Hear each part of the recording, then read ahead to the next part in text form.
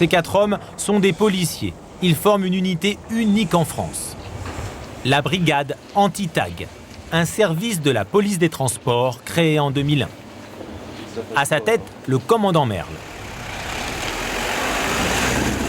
Ce matin, ils vont interpeller un tagueur.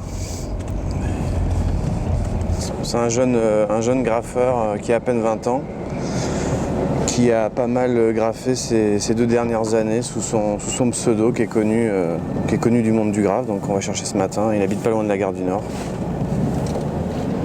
Il sévissait sur quel type de support?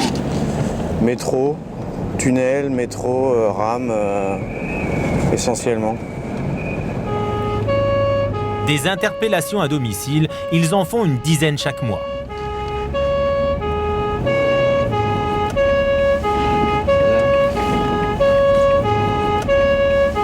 Hop, c'est ici à l'intérieur, tu peux te garer là. Le tagueur qu'ils vont interpeller est connu dans le milieu du graffiti sous le pseudo de Sega.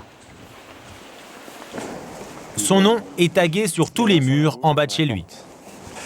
Ici, là.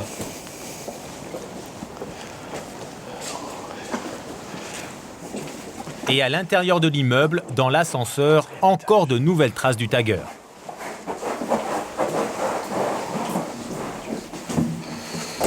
On a sa signature qui est ici. Elle est là-haut aussi. Sega FXP.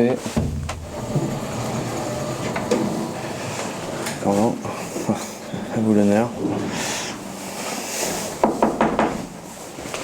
Oui, bonjour, sur les services de police, s'il vous plaît.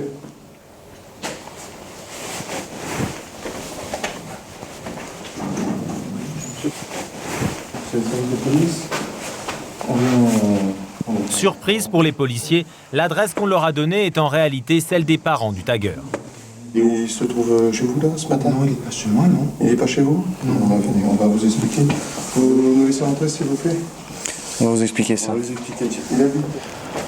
Écoutez, on a un ordre de comparution pour l'interpeller pour des faits de dégradation. Voilà. Oh, c'est une horreur. Voilà. Moi, j'en ai marre. Qu'est-ce que je veux dire? Vous avez... Voilà.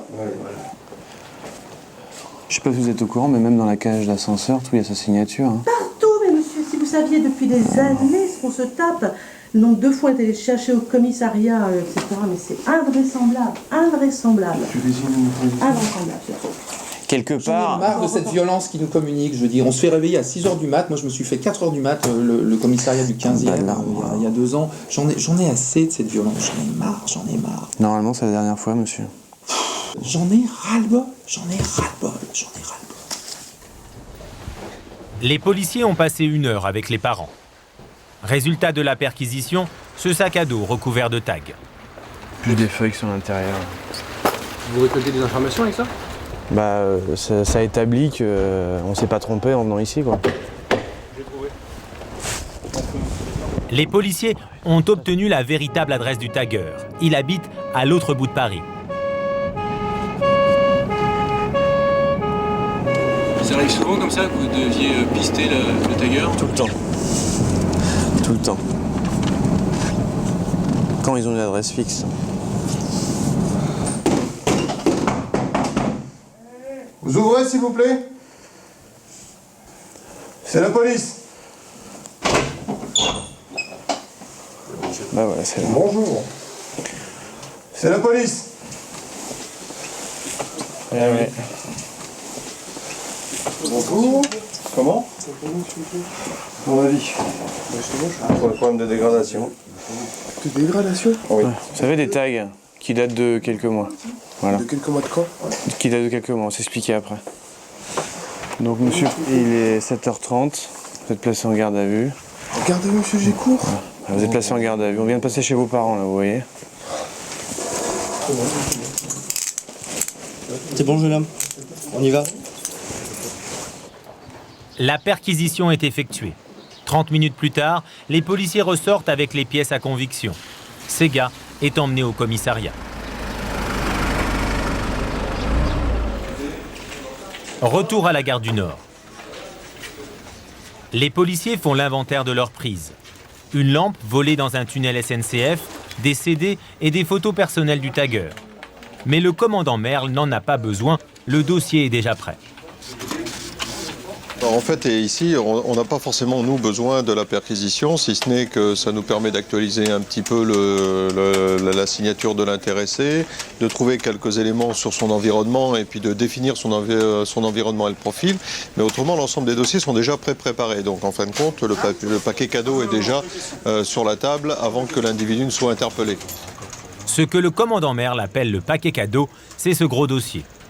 À l'intérieur, l'ensemble des plaintes déposées par la RATP et la SNCF contre ces gars.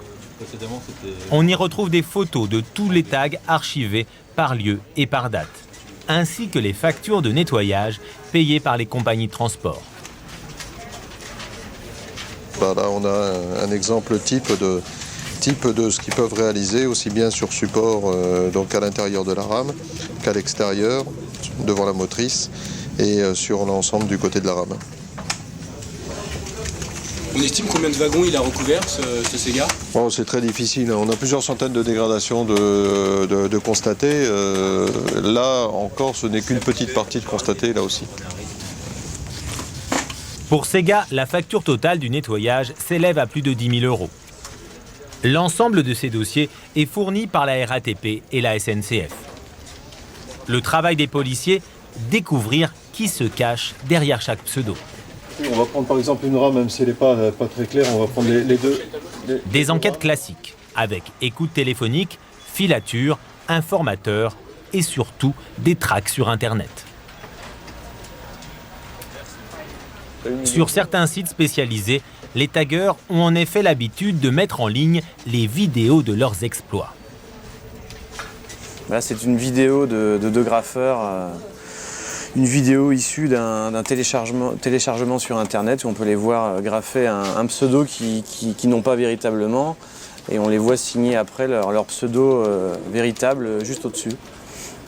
On arrive à voir PP, un P, un E, un P, un E, et DIL, D-E-E-L et OPA. Voilà. Et là, bon, ils partent parce que la SNCF arrive, ils sont pris en flagrant délit. Selon cette brigade, sur Paris et la région parisienne, il y aurait 150 taggeurs spécialisés dans le tag sur train. Une centaine sont déjà fichés. Il ne reste plus qu'à les identifier.